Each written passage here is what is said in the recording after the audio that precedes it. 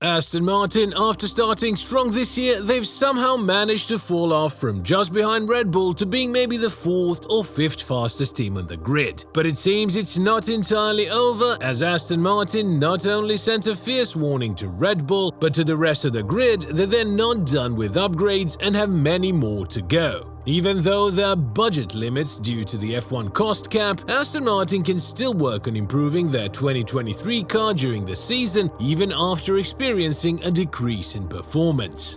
At the beginning of the 2023 F1 season, Aston Martin had an impressive start with 6 top 3 finishes in the first 8 races. Based in Silverstone, the team often competed closely with Red Bull and had the chance to win the Monaco Grand Prix if they had chosen the intermediate tyres instead of the slick tyres. After the Spain race, Aston Martin's performance got worse as other teams improved, especially McLaren. As they entered the second half of the season, Tom McCullough, the performance director, has stated that Aston Martin still has enough money to continue making their car better. They've been focusing on improving the car strongly throughout the year, and they have the budget to keep doing so. Their goal is to keep making the car better. While they need to shift their attention fully to the 2024 car at some point, they're currently in a phase where they can work on both cars. They plan to make some updates to the car until the championship ends, doing as much as they can.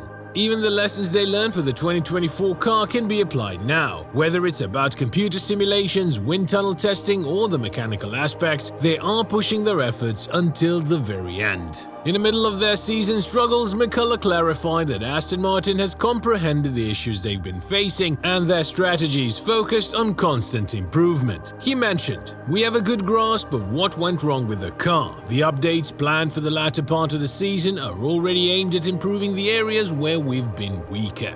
He also explained that starting from Zandvoort and onward, they plan to have ongoing improvements much like they've been doing throughout the year. In reality, Aston Martin could face difficulties due to the parts they acquired from Mercedes for the back of their car. These parts have evolved in Mercedes' current car setup. In the future, when Aston Martin has its own resources in place, they might resume designing the remaining parts of their car. This year, they've demonstrated that they can develop well. Though it's speculative, it's possible that Mercedes, due to a freeze on transmission changes, might be limited in making significant modifications to their own car. While the specific date is uncertain, Aston Martin might have known about the specifications of certain unlisted 2024 parts they've chosen to use. It's worth considering if Aston Martin is conducting some of its research and development elsewhere, since Mercedes probably wouldn't share their 2026 plans for customer teams. Additionally, Honda might be working closely with their new works partner on integrating their engineers. Aston Martin could potentially make adjustments to aerodynamics or suspension, although their capacity to influence the geometry might be constrained unless they create their own components. Since Mercedes is shifting away from their floor max concept, a change in geometry wouldn't be surprising. It would be interesting to find out how Honda is handling this situation. Importantly, the suspension is linked with a gearbox that Honda doesn't manufacture. Aston Martin has previously expressed concerns about producing their own gearbox and pondered if a standard one would be preferable for all teams. It's possible for a team to make changes or to modify the cassette, which houses the transmission and supports the rear suspension. However, they might not have the flexibility to alter the location of the drive shafts.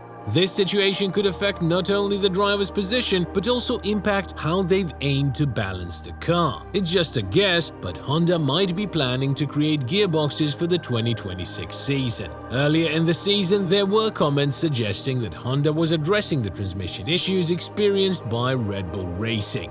It's conceivable that Aston Martin might consider the upcoming power unit change as a reason to focus their research and development efforts on working with a customer rear end for the next 2 years. They could be using customer parts and simultaneously working on their own developments. They might concentrate on aerodynamics and chassis dynamics, as similar suspensions can produce varying results. Aston Martin might end up benefiting from the knowledge that Honda has gained through integrating all the components. Mercedes and their customer teams are not allowed to make additional changes. This situation, often called the locked-in disadvantage, is the most restrictive in terms of evolution in F1 history and will continue until 2026. To put it simply, even if Aston Martin and other teams like Alfa Romeo copied Red Bull Racing's car exactly, they wouldn't be able to overcome the limitations imposed by the previous engine regulations regarding mass, center of gravity and pivot points. This means that Red Bull Racing would continue to be dominant. Think about it this way: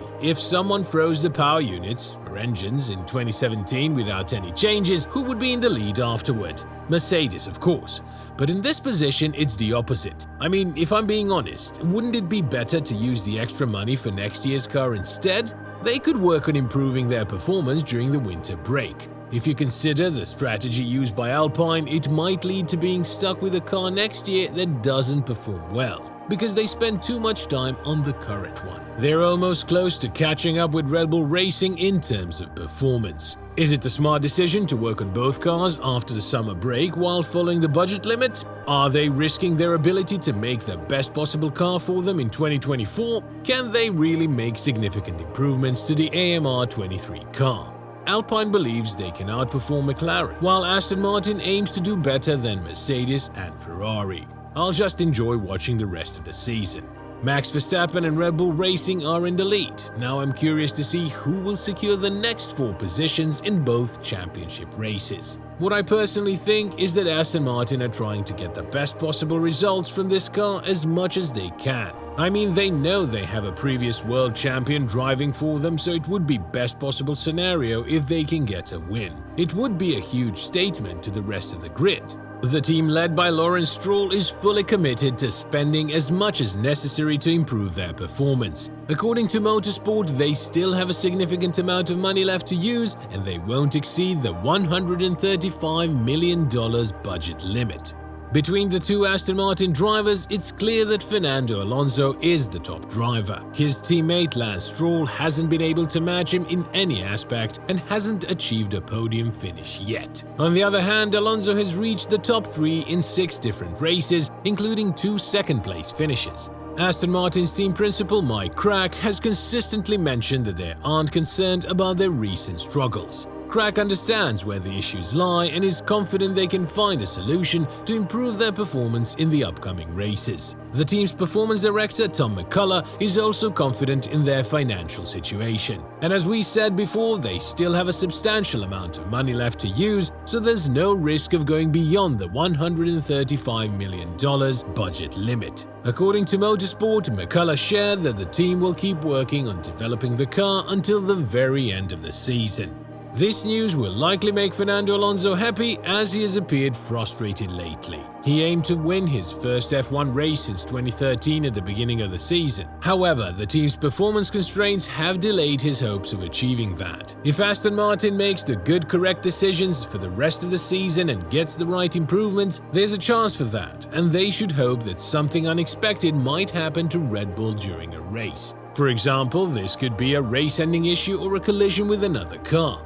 If these circumstances align, Fernando Alonso might have a shot at winning his first race. Other than that, I don't see anyone else winning a race. What are your thoughts? Do you believe Alonso has a chance to win a race this season even with Red Bull's strong performance? Share your opinions in the comments section below.